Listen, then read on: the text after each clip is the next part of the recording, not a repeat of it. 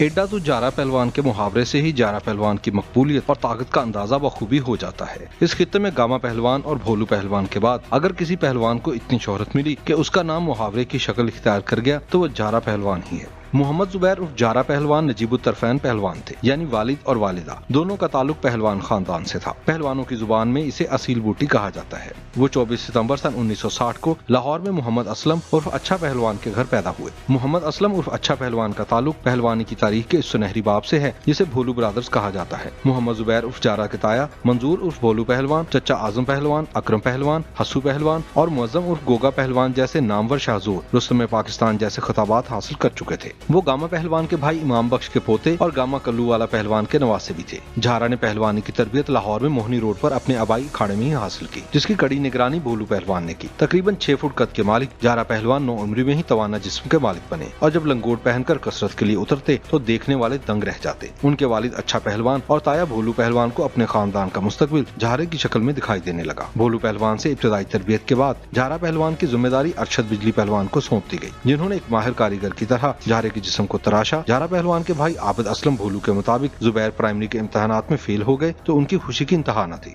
کیونکہ اب وہ پڑھائی کرنے کی بجائے پہلوان بن سکتے تھے۔ لہٰذا محمد زبیر جارے کی تربیت سکول کی بجائے اکھاڑے میں شروع ہوئی۔ 18 برس کی عمر میں وہ پہلی بار ملتان کے زوار پہلوان کا سامنا کرنے کے لیے میدان میں اترے تھے۔ جارے پہلوان کا یہ پہلا مقابلہ تھا اور بھولو پہلوان اسے محمد زبیر سے جارا پہلوان بنتا دیکھنے کی امید لگائے بیٹھے تھے۔ محمد زبیر نے ان کے خواب کو تعبیر دینے میں دیر نہ لگائی اور چند ہی لمحوں میں زوار پہلوان کو چت کر کے جارا پہلوان کے منصب پر فائز ہو گئے۔ جارے پہلوان کا بڑا مقابلہ 27 جنوری سن 1978 کو گوگا پہلوان گجرانوالیہ سے ہوا۔ قذافی اسٹیڈیم لاہور شائقین سے کھچا کھچ بھرا ہوا تھا۔ یہ مقابلہ صرف 17 منٹ جاری رہ سکا، کیونکہ محمد زبیر گوگا پہلوان کو چت کر کے اکھاڑے میں اپنی حکمرانی کی گھنٹیاں بجا چکے تھے اور اسی طرح گاما پہلوان کے خاندان اور بھولو برادران کو پہلوانی میں جانشین مل گیا تھا۔ یہی وہ وقت تھا جب بھولو برادران کے ایک پروموٹر سلیم صادق نے جاپان کے انتونیو انوکی پہلوان سے جارے پہلوان کا معاملہ اٹھایا۔ جارے پہلوان کے چچا اکرم پہلوان 2 سال قبل انوکی کے ہاتھوں چاروں شانے چت ہو چکے تھے، بلکہ انوکی نے ان کا کندھا بھی اتار دیا تھا۔ بھولو برادران اب حساب چکانے کا سوچنے لگے تھے۔ فری اسٹائل کشتی کا یہ مقابلہ نہ صرف جارا پہلوان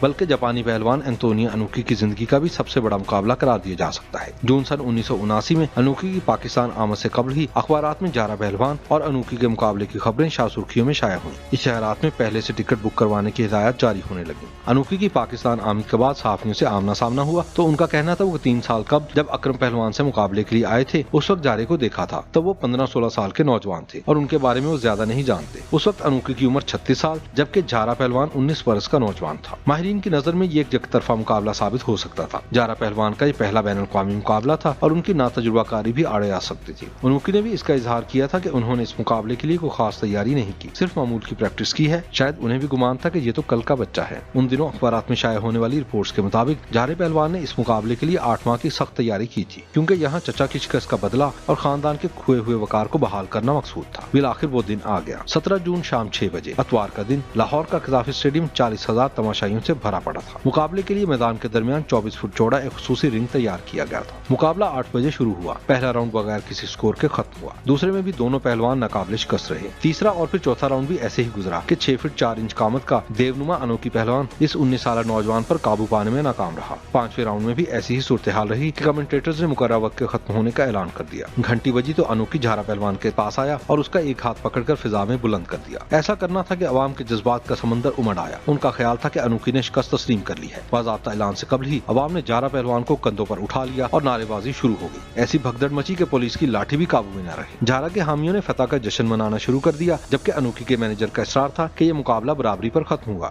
جارا پہلوان اور انوکی کے مقابلے سے جو نتیجہ نکلا، بھولو برادران اسے اپنی فتح سے تعبیر کرتے رہے۔ دوسری جانب وہ پہلوانی کے وہ بنیادی سبق بھولنے لگے جو گاما اور امام بخش پہلوان کی روایت ہے۔ گاما پہلوان کا ماننا تھا کہ پہلوانی طاقت نہیں برداشت کا نام ہے، لیکن جارا پہلوان کامیابی کے نشے میں اتنا بہک گیا کہ اس کو راہ راست پر لانے کی تمام تر کوششیں رائگاں جاتی رہیں۔ شاہد نذیر چودھری اپنے طویل مضمون وہ پہلوان جنہوں نے تاریخ رقم کی میں سن 1981 کا واقعہ کچھ یوں بیان کرتے ہیں۔ ایک روز جارا ٹیکسٹائل کے باہر ایک کباب فروش کے پاس کھڑا تھا۔ اس کی آنکھیں خمار سے بھری تھیں۔ نشے کی انتہا کا اثر یہ تھا کہ کبابوں کی اشتہا سے کباب فروش کے تمام کباب ہڑپ ہو گئے۔ جارا سارے کباب کھا گیا۔ یکایک اس کی طبیعت خراب ہو گئی اور کہہ کرنے لگا۔ اسے فوراً اسپتال لے جایا گیا۔ ڈاکٹر نے جب انکشاف کیا کہ جارا کو ہیروئن کی لت پڑ گئی ہے تو بھولو برادران کے رہے سے اوسان بھی خطا ہو گئے۔ جارا پہلوان ابھی عروج کے نشے میں ہی नहीं था कि वो नशे की दलदल में फंसना शुरू हो गया। उस पर दादागिरी और भत्ता लेने के इल्जामात भी आयद होना शुरू हो गए। भोलू पहलवान ने इनसे नाराजगी का इजहार भी किया, लेकिन दुनिया गामा पहलवान के खानदान में कुश्ती के आफ्ताब को गुरूब होता देख रही थी। इसी दौरान जारा पहलवान की शादी गोगा पहलवान की बेटी सायरा बानो से कर दी गई, जो साबिक वज़ीर-ए-आज़म नवाज शरीफ की अहलिया कुलसूम नवाज की भी कजन है। खानदान के बुजुर्गों की जानिब से उन्हें दोबारा अखाड़े में लाने की कोशिश की जाती रही। सन 1984 में उन्होंने अपनी आखिरी कुश्ती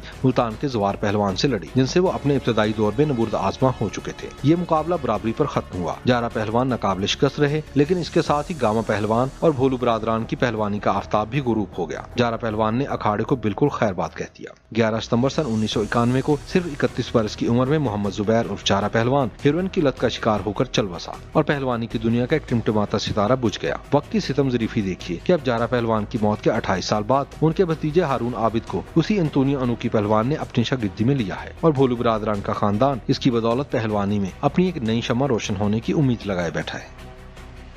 YouTube पर गूगली न्यूज देखने के लिए youtube.com की सर्च बार में गूगली न्यूज टीवी टाइप करें। गूगली न्यूज के पेज पर सुर्ख रंग के सब्सक्रिप्शन वाले बटन पर क्लिक करना ना भूलिए। YouTube पेज पर अपलोड होने वाली वीडियोस से बाखबर रहने के लिए बेल आइकन पर क्लिक कीजिए। आपको हर नई वीडियो के बारे में नोटिफिकेशन मौसूल हो जाएगा।